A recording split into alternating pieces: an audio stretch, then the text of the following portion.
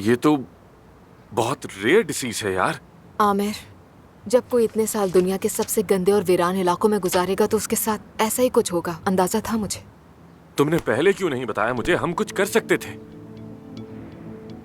अब भी कर सकते हैं। ऐसे मायूस नजरों से मुझे मत देखो। तुम तो वो हो जो अंधेरे में भी रोशनी ढूंढ लेती हो, अपनी मुस्कुराहट से हर मुश्किल से निकल आती हो। देखो, यहाँ साथ कुछ टेस्ट करवाते हैं, ठीक है? एक्सपर्ट से बात करेंगे, बाबा और परवीन साहिबा से भी बात करते हैं ना, और उन दोनों के बहुत अच्छे कॉन्टैक्ट्स हैं, ये बात तुम भी जानती हो। नहीं आमिर, नहीं। मैं नहीं चाहती कि लोगों को पता चले। वो तरस भरी नजरों से मेरी तरफ देखें, ऐसी कोई हमदर्दी नहीं चाहिए।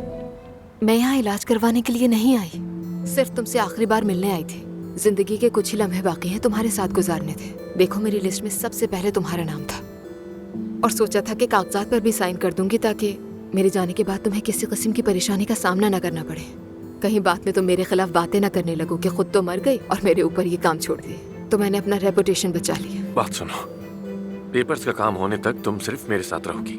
तुम्हारे लिए बेहतरीन डॉक्टर्स ढूंढूंगा, किसी को पता नहीं चलेगा, ठीक है ना? नहीं आमिर, मैंने ऐसा कुछ भी नहीं सोचा अपने लिए। देखो, अगर तुम मुझे जरा सी भी अहमियत देती हो तो मेरी बात मान लो।